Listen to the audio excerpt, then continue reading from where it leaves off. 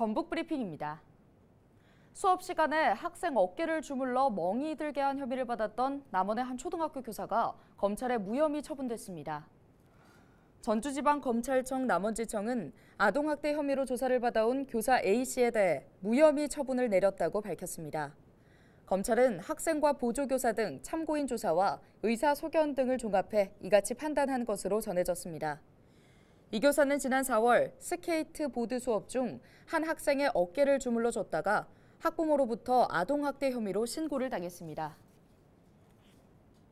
전주지방검찰청이 지적장애가 있는 아들을 데리고 3년 전 이혼한 남편의 집에 찾아가 불을 지른 혐의로 50대 A씨를 재판에 넘겼습니다. 검찰은 현존 건조화물 방화치상과 존속 살해미수 혐의로 A씨와 아들 B씨를 구속 기소했다고 밝혔는데요.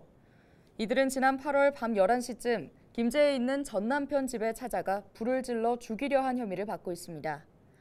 남편은 화재 당시 집에서 빠져나왔지만 몸에 화상을 입고 병원으로 옮겨졌습니다. 지난 23일 밤 10시 10분쯤 부안군 하왕등도 남서쪽 22km 해상에서 24톤급 선박이 침수되고 있다는 신고가 해경에 접수됐습니다. 부안해양경찰서는 경비함정과 구조대 등을 급히 보내 선원 10명을 구조하고 사고 선박에 부력을 공급하는 공기주머니인 리프트백을 설치하는 등 안전조치를 취했는데요. 해경은 선박 좌연 발전기 쪽에서 원인을 알 수 없는 침수가 발생했다는 목격자 진술을 토대로 정확한 사고 원인을 조사하고 있습니다. 제주 서귀포시 한 감귤하우스의 모습입니다. 한가득 쌓인 감귤 상자들 옆에 웬 스프레이통이 무더기로 쌓여 있는데요. 박스 안에 들어있는 화학약품은 에틸렌가스입니다. 덜 익은 감귤을 컨테이너에 담아 비닐로 덮고 그 안에 에틸렌가스를 주입하면 며칠 뒤 샛노랗게 변하는데요. 추석을 앞두고 덜 익은 귤 껍질을 인위적으로 노랗게 변화시키기 위해 가스를 뿌려 판매한 겁니다. 해당 농가에서 적발된 양만 무려 17여 톤. 다행히 착색된 귤은 인체에 직접적인 해는 끼치지 않는다고 합니다.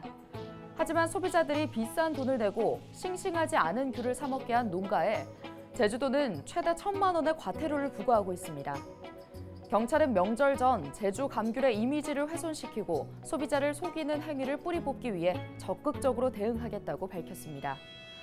그렇다면 소비자의 입장에서 착색된 감귤은 어떻게 구분할까요? 감귤의 꼭지 부분을 잘 봐야 한다고 합니다.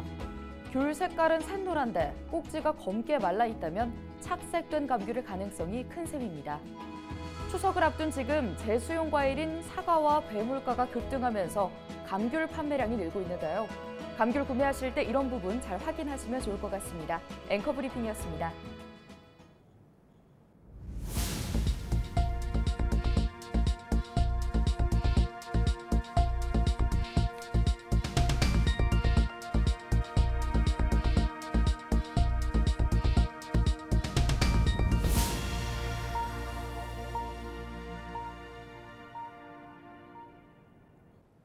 전북도의회 균형발전특위위원회가 1년간의 활동을 마무리하고 결과보고서를 채택했습니다. 특위는 지난해 9월 구성된 이후 한국투자공사 전북 유치를 위한 정책 토론회 개최와 광역교통관리에 관한 특별법 개정 촉구를 위한 현장 활동 등 다양한 활동을 펼쳤는데요. 특위는 활동을 마무리하면서 전북도의 지역균형발전 지원 조례 제정과 2차 공공기관 이전에 대비한 전북 맞춤형 전략 수립 등 5가지 정책을 제시했습니다. 전라북도는 푸드테크 미래 전략을 모색하기 위해 농생명, 산학연관 협업 네트워크를 구축했습니다. 전북도는 지난 21일 도청 종합상황실에서 도내외 푸드테크 관련 기업과 연구지원기관, 대학, 투자자문사 등으로 구성된 푸드테크 42 얼라이언스 출범식을 개최했는데요. 출범식에는 김관영 도지사를 비롯해 각 기관과 기업 대표 등 100여 명이 참석해 푸드테크에 대한 관심을 보였습니다. 이들은 대체 식품과 스마트 제조 부분을 중점적으로 특화해 운영해 나갈 계획입니다. 오늘 준비한 소식은 여기까지입니다. 지금까지 전북 브리핑이었습니다.